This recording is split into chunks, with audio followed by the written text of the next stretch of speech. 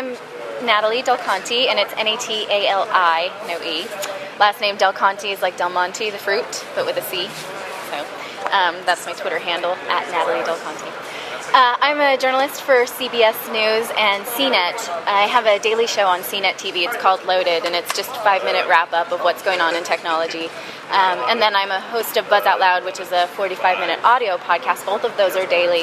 And then I'm also the tech correspondent for CBS News, so I do all tech news for local CBS stations and the network, the early show in the Bay Area, or not the Bay Area, in the United States. I'm from the Bay Area, but I live in New York. I know you're a mini celebrity out in the Bay Area. How have you how have you found that? I mean, you've been a tech journalist for a long time. How have you found it change? How have you found the whole scene changing? It changes a lot, and when I moved from the Bay Area to New York, I thought that I was leaving behind a lot of technology, and I thought that it was going to be hard to be a tech journalist outside of the Bay Area, and that's not true. I find so many startups in New York, especially, and the governor of New York really promotes startups and tries to make it easy for people to do business in New York. But outside of New York, there's always people innovating everywhere. That's the beauty of the internet, is you don't have to be anywhere unless you have broadband. That's all you really need. So I do see it spreading geographically. And I would say you're working for very large corporations. Mm-hmm. How do you see the difference between sort of much smaller bloggers versus the actual top level news organizations, and how they complement each other? It's really interesting. On the way over here, I was reading a book called The Myth of the Digital Democracy, and he talks a lot about the way in which we all think that blogging gives us all a voice and Twitter gives us all a voice, which is true, but this specific social research shows that most people don't get heard or read or linked to, and it's still sort of the existing elite that has the power of information in the same way the network news does still. And they did a study where they took the top 100 blogs and analyzed who they were linking to and went 3 links back on every single one of those blogs. And they found that it was a cluster of the same voices linking to the same people. So if you're a niche blog, or even not a niche blog, but just not famous, you don't get linked to it, you don't get read. So yes, we can all have a voice, but are we really speaking? If the tree falls in the forest, who hears it? So I find that really interesting, because I'm afraid that as the internet evolves, the existing power structures will evolve as well, and they'll just be different but the same.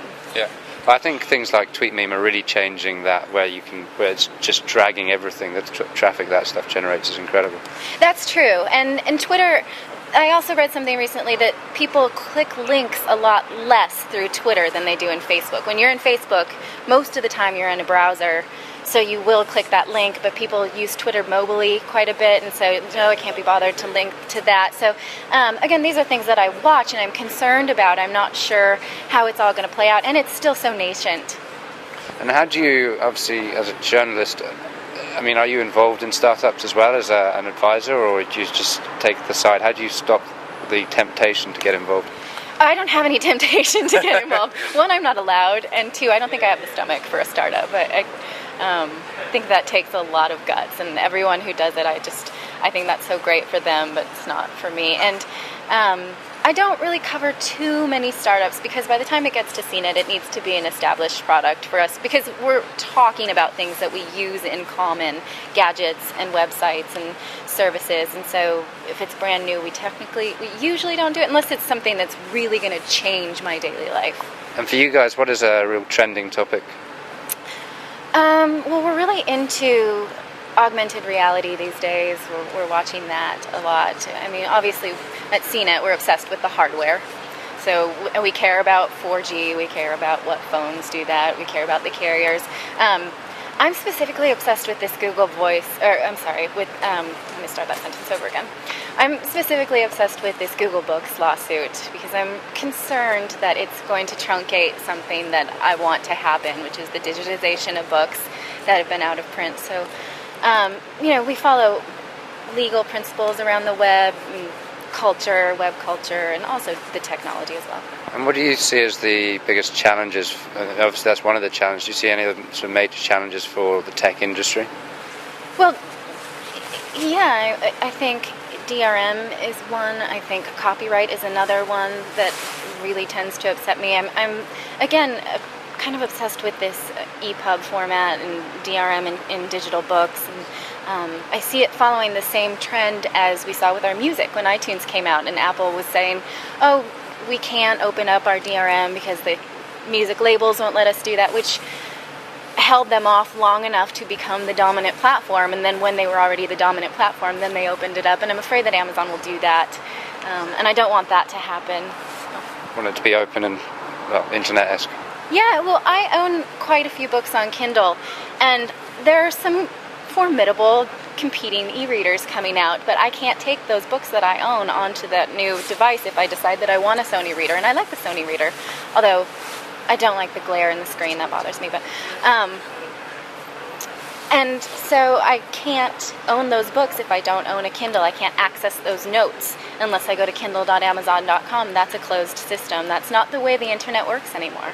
Okay, and have you found tech events over in Europe?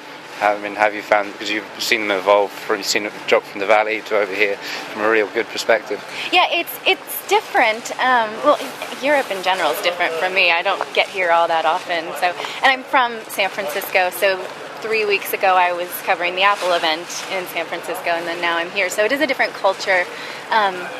People here, they fool around a lot less at this conference. Everyone's paying very close attention. In the Bay Area, people just fart around and talk in the lobby and pass out business cards. It's kind of more of a schmooze fest, and this is serious business here in England.